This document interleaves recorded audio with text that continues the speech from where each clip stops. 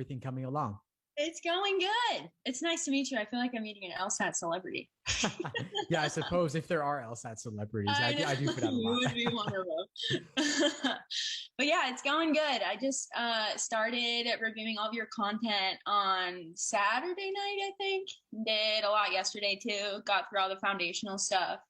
And I'm probably, I think, 2 or 3 videos into just the logic games in the workshop section. So yeah, it's going good so far. Fantastic. I'm glad to hear it. Any particular challenges you're facing in terms of getting started? Um, no, not really. I mean, I was kind of in the grind with studying, the first time around. So getting back into the swing of things was easier than I thought. I did take a little break after my first round. I felt a little bit of defeat as expected. But yeah, and then I started working a part-time job, so just readjusting with my schedule and everything. But yeah, it's good to be back on the grind, starting from square one, I guess. Fantastic. Well, I'm glad you're getting into it. And I would definitely encourage you to attend the live classes as well. We have tons of live classes happening every week. Yeah, I'm super eager and excited. I would say my biggest thing right now out of the 3 different types of sections is just the logic games. I'm feeling super solid on just basic sequencing, basic ordering, grouping, even. I can zoom through that. But it's just a lot of the combination games, just little things here and there, throw me a curveball. And then I'll I end hear up you. diagramming and get to the second or third question and be like, oh my gosh, I missed a huge inference at the beginning. And then I'll kind of freak myself out and be like, do I go back? Do I re-diagram? So I think that's probably my biggest weakness now would be, the more complicated logic games. But your videos have been super helpful so far, just with everything else. So I'm not as worried now that I've started reviewing your content and everything like that. Sweet. I'm really glad to hear it. And I would say kudos to you on all your progress in logic games so far. It's a good problem to have that it's only the tough I ones giving you know. trouble. So we've got Exactly. a class tomorrow night on some of the curveball games. And then I also have lists of curveball games specifically you could practice. So of course you may Okay. want to do some time logic game sections just to work on pacing and Yes. stay fresh on the easier types, but you may also want to drill a lot of the tough games as well. I mean, just drill, drill, drill is the best way for me, at least with logic games. Logical reasoning seems to be just easier for me. I think that's because that's where I started studying was just logical reasoning and really zoned in on that.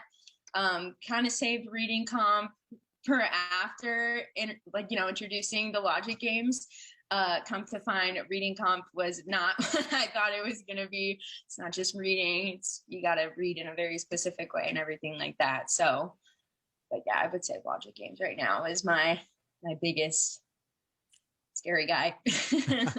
Well, you're saying that, but at the same time, you also told me that it's really only the tougher combination curveball kinds of games that are giving you trouble. So while Yeah. I understand the quest for perfection on logic games, and I definitely would encourage you to keep forging ahead on that quest at the same time, it might be that reading comprehension is an area that you also want to devote a lot of time, especially since it Yeah. is a third of the exam. It actually has the most questions on a section, and Yeah. it's also a little bit tougher to improve upon. So Yeah. you may want to Exactly. spend more time there. Come along with me for those deep dive sessions where we analyze Yes. one passage in depth, breaking it down sentence by sentence, line by line, word by word. Yeah. It's grueling, Exactly. but it's important. And it's grueling but super important. But yeah, another thing I wanted to talk to you about was just the LSAT Flex in general. I found because I've already taken the exam, I sat for it in November, and I don't know if it was just because I was in the same space as I was studying. I sat in the same exact space, same exact conditions and everything for the actual exam. But once it started and I'm sitting in front of the actual thing, I was kind of thrown and I was like, oh my gosh, this is the real thing. I'm not studying anymore. This is the real thing. And it was really hard for me to get out of the mindset of a study zone just because I'm so used to going into class, being in a different environment, sitting with everybody else who's taking the same exam. It was very difficult for me to kind of get in the zone when I was just in the same place that I was studying, So that probably was the biggest shock on actual test day. But I mean, I got to master the flags. That's what COVID has brought us to. So Sure, sure. I hear that's a real struggle. I'm glad you brought it up. I mean, some people do better in testing environments with other people around. Some people do Mhm. better alone in their own home, but it is what it is. It's going to be Yeah. online for quite a while, actually. They just announced last week. So that means that you'll basically be doing it in that environment where you've been doing a lot of your studying. Yeah. I don't know how realistic it is, but what if it was possible for you to make your study zone as serious as if it were test day all the Yeah. time? Yeah. I was just going through just yesterday, just different scenarios and just different things that I could kind of tweak in order to not experience that problem again on test day. But yeah, I definitely think I could readjust the environment to be more, like nothing on my desk while I'm studying, kind of just synchronizing how it would be on actual test day. So yeah, that's something I could definitely tweak a little bit. Um, I also wanted to ask, as far as reading comp, I didn't struggle too much with it when I first started studying, but so I took one of the generic like varsity tutor, huge, big corporate classes. And they were just throwing out different techniques and different strategies as far as which questions to attack first, which questions to save for, towards the end of the passage. And it wasn't until maybe a month before I sat for the exam that I kind of derailed from them saying you should go in order of how it's listed from the passage. And then that's when I found your videos and you were saying go global and then zone in on the more particular ones where it's asking for specific inferences and everything like that from the passage. So I think that's another thing that is going to just be a real big adjustment for me going into studying for the second round, is just kind of rewiring when I'm looking at the passage and preparing myself to say, okay, we're going to hit the global ones first, and then we're going to do the other ones at the end. So that's something I'm excited too when I do reach all the reading comp stuff. Yeah, there's some new strategies to try out, and that's something you can refine. And so making test day real means not just doing the questions in the order they're listed in a book or in Laha, but rather approaching them every single time you study the way you would on test day. So if you find that my strategy of global, local, inferential works for you, fantastic. Keep that up every single time you do a timed exam, an individual timed section, or even just a single standalone passage. Every time you sit down to do a full-length exam, you clear out your desk, go through the entire ritual. Yeah. Anybody else who might live with you, get them out of the way. Make sure the internet is strong. All of that, so that when you do the actual thing itself, it'll be like just another run through. So if you make your practice more serious, you'll make what is serious feel less impactful. You'll make it feel more like practice. Yeah, exactly. And then thank you for that. And then I did want to ask too, just as far as, because I am sitting for the April exam, which I know it's very late in the cycle. But as far as tackling, I guess my first question would be as far as tackling a specific way, order of, this day I hit logic games, this day I do logical reasoning. What do you think with my time frame is the best way to kind of space everything out so I'm not losing my logic game skills, so I'm not forgetting all my logical reasoning stuff that I've built up in my head, and especially not losing my skills for reading comp and being able to, to drive through a passage in the most efficient way possible. So I'm just looking for recommendations because I'm kind of just, as of now, zoning in on logic games, and I'll do it for like a week. And then I'll be like, oh my gosh, I forgot about logical reasoning. And then I'll go and I'll switch gears. But I just don't want to lose any of the skills that I've built up thus far. So just looking for recommendations, I guess. Sure.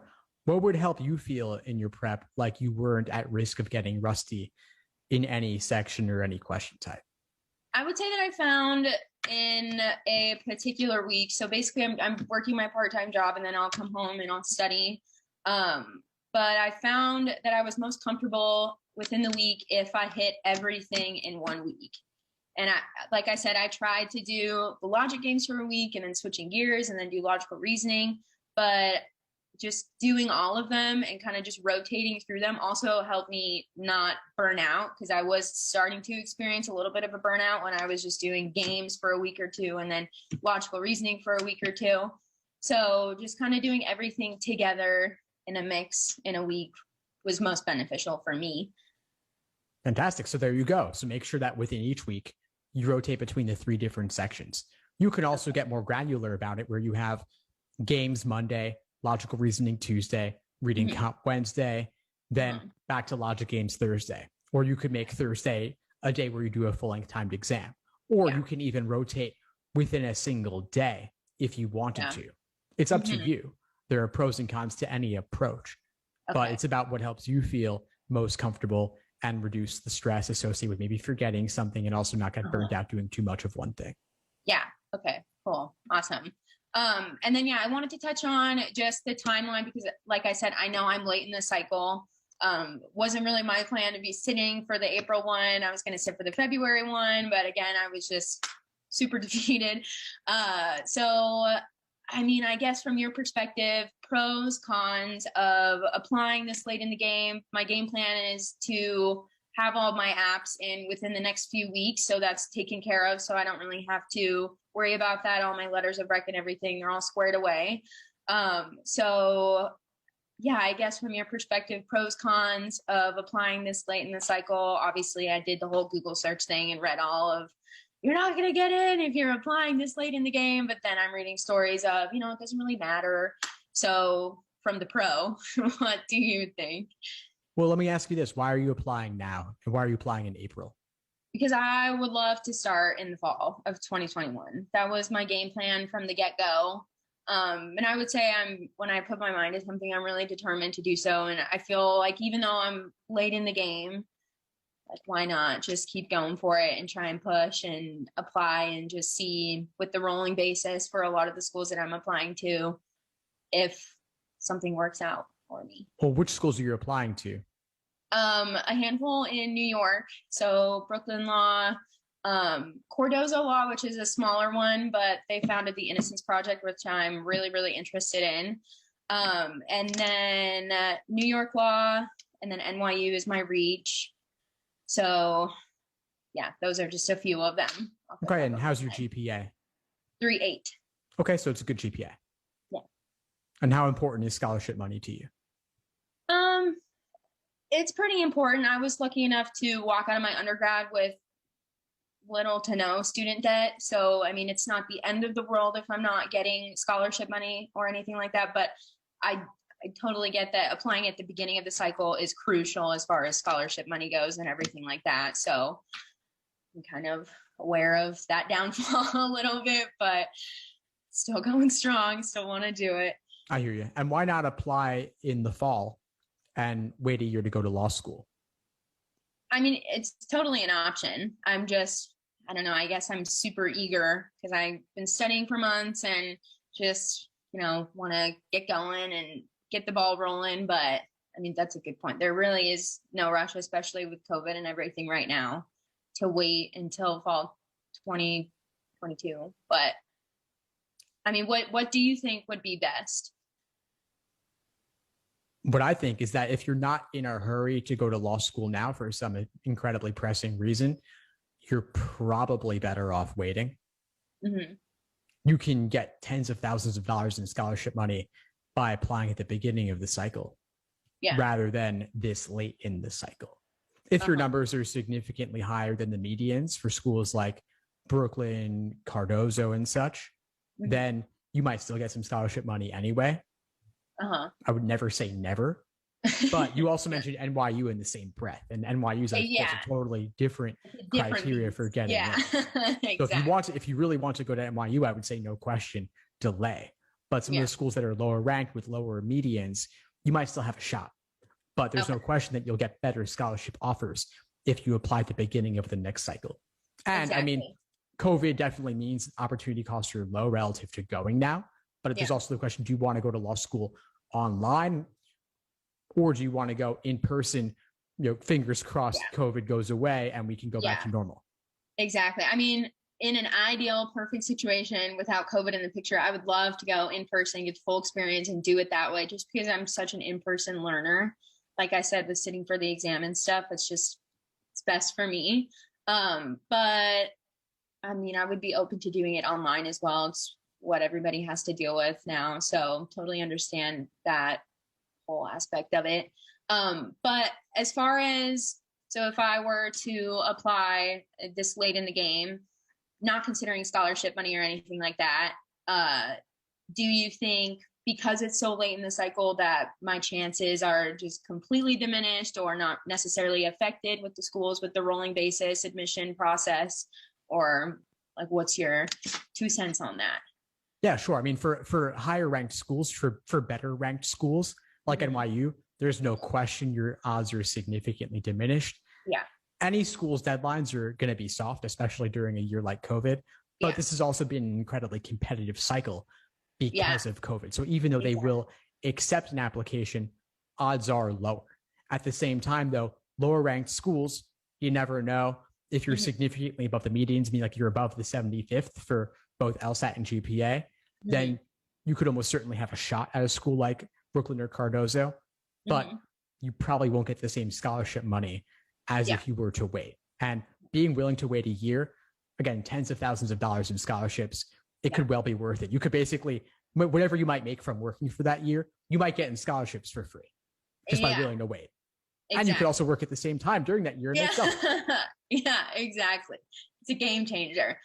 Yeah, so I think that's, been my biggest question thus far with studying a second round is, looking at the calendar and realizing, oh man, we are late in the cycle. One additional consideration I want to mention, Shay, is that if you, let's say you take it in April or you shoot for April and you decide that you might do better on the LSAT given another 2 months or so, you could retake in June. And then June, of course, is even later in this cycle, but you would not be any later applying for next cycle. So if you're willing to apply next cycle, you then have options to retake in June potentially, or even retake in August and apply at the very beginning of the cycle either way. And getting a few points more by waiting a little bit longer could also make a big difference. Yeah, exactly. Another thing I wanted to ask was basically when I did sit for the exam the first time, and like I had told you before, I did not get the score that I wanted.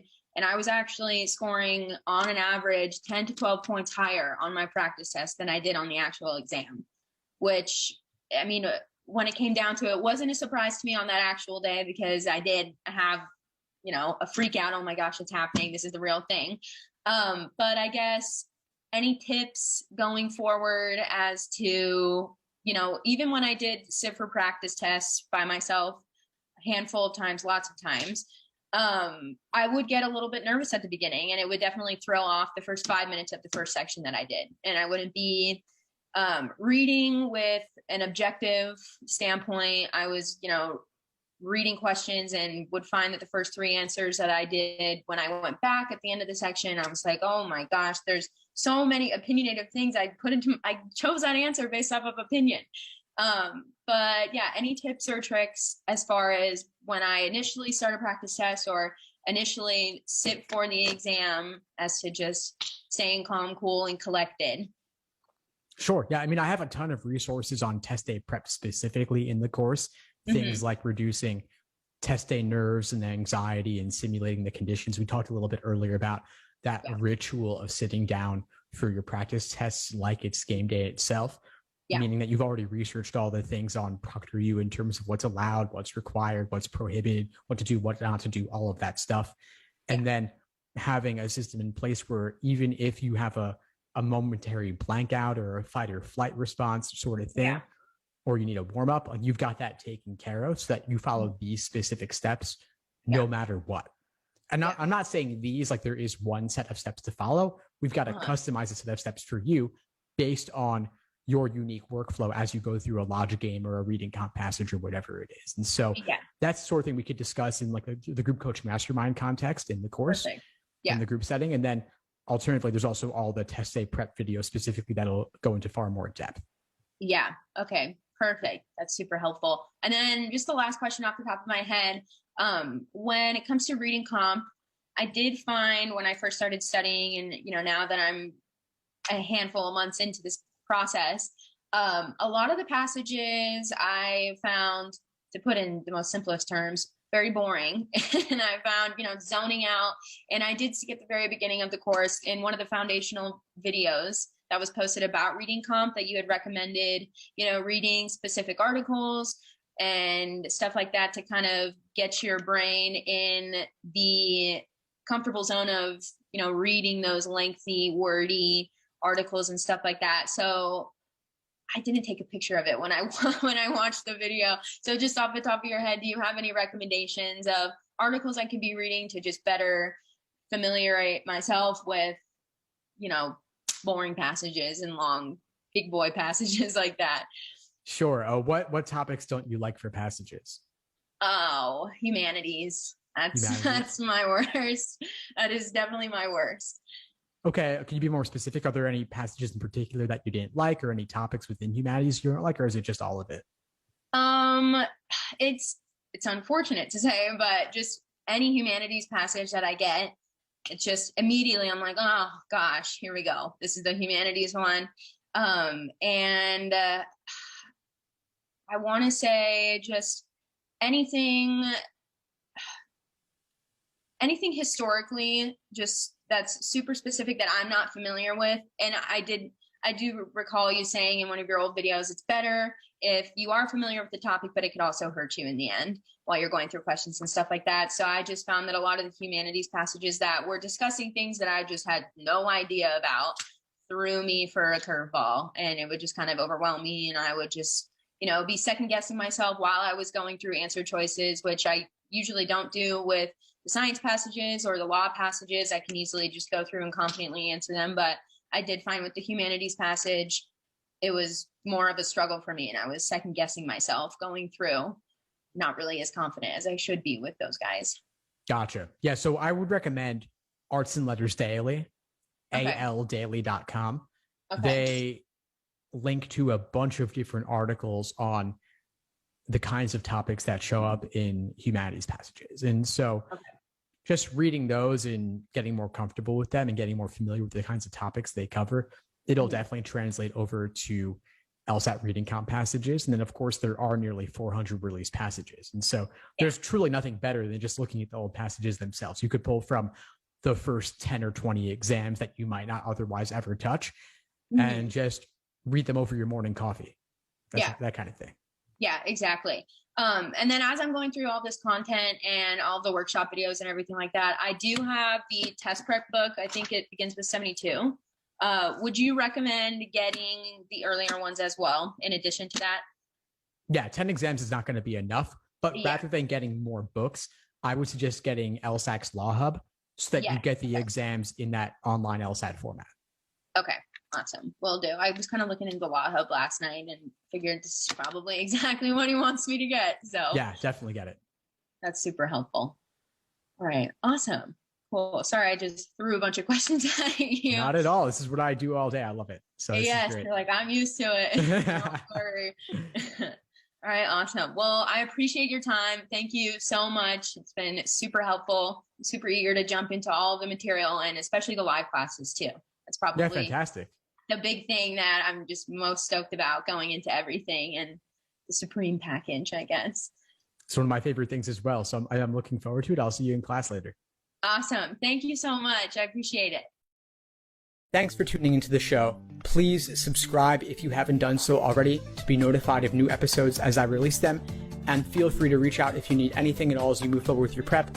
I'm happy to help however I can. In the meantime, I'll wish you all the best and take care.